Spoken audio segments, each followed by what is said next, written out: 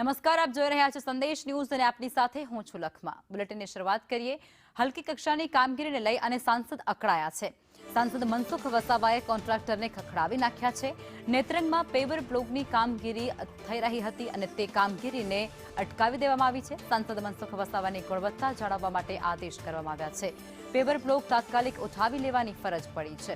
સ્થાનિકોની ફરિયાદને લઈ અને સાંસદે મુલાકાત આ સ્થળની કરી હતી, જેમાં સાંસદે જે ગ્રાન્ટ ફાળવી હતી તે ગ્રાન્ટને પણ અટકાવી દેવાય છે। અગાઉ આરસીસી રોડ થોડા જ સમયની અંદર બિસ્માર હાલતમાં થઈ ચૂક્યો હતો, ત્યારે સ્થાનિકો દ્વારા આ પેવર બ્લોકની કામગીરીને લઈને પણ સાંસદને રજૂઆત કરવામાં આવી હતી અને ત્યારબાદ સાંસદ પોતે સ્થળ પર પહોંચ્યા હતા, સ્થળ નિરીક્ષણ કર્યું હતું અને ત્યારબાદ તેમના દ્વારા કડક આદેશો કોન્ટ્રાક્ટરોને આપવામાં આવી ચૂક્યા છે અને આ કામગીરી જે છે પેવર બ્લોકની તેને રોકી દેવાય છે અને તેના માટે જે ફાળવણી કરવામાં આવી હતી ગ્રાન્ટમાંથી તેને પણ રદ કરી દેવામાં આવી છે, અટકાવી દેવાય છે।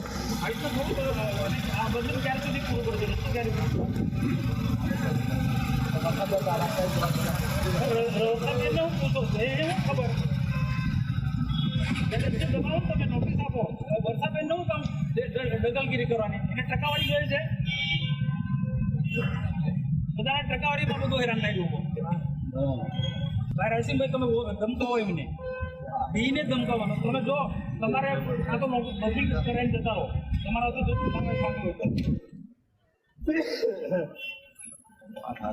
તમારી બી જવાબદારી છે। સંવાદદાતા વિરલ રાવલ અમારી સાથે ફોન લાઈન પર જોડાયા છે। વિરલ, મનસુખ વસાવા દ્વારા કોન્ટ્રાક્ટરને ખખડાવવામાં આવ્યો છે, વિગતો શું?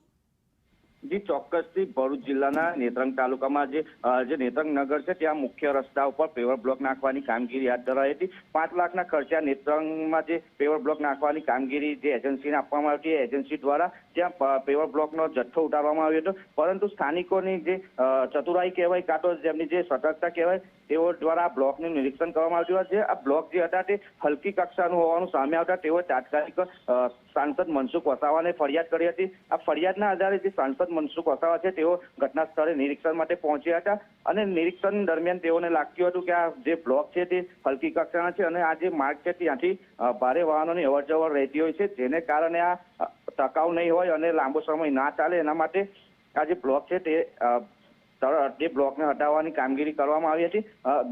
બ્લોક નંખાઈ પહેલા જ આ બ્લોકની જે છે તે જથ્થો ઉઠાવી લેવામાં આવ્યો હતો અને એજન્સી દ્વારા જે કામગીરી કરવામાં આવવાની હતી, એજન્સીઓના જે કોન્ટ્રાક્ટર છે તેઓને પણ ખખડાવવામાં આવ્યા હતા અને જે અધિકારીઓ જે હાજર હતા તેઓને પણ સૂચના આપવામાં હતી અને તેઓ દ્વારા જ્યાં ગ્રાન્ટ આપવા માટે ગ્રાન્ટને બી પરત તેઓ લઈ લીધી છે અને અગાઉ જે માર્ગ હતો એને આરસીસી બનાવવામાં આવ્યો હતો મનસુખભાઈની ગ્રાન્ટમાંથી, જે હલકી કક્ષાની ગુણવત્તા હોવાને કારણે લાંબો સમય ટક્યો ન હતો અને તે માર્ગ પણ તૂટી ગયો હતો, જેની કારણે આ લોકોની સુખાકારી માટે તેઓએ પેવર બ્લોકની કામગીરી હાથ ધરી હતી, પરંતુ આ બ્લોક પણ હલકી ગુણવત્તા હોવાના કારણે હલકી ગુણવત્તાનું મટીરીયલ વાપરવામાં આવતું હોય છે તેવા આક્ષેપો સાથે બાદ હવે સાંસદ તેઓએ ખખડાવ્યા છે। આપ જોડાયા તે બદલ આભાર।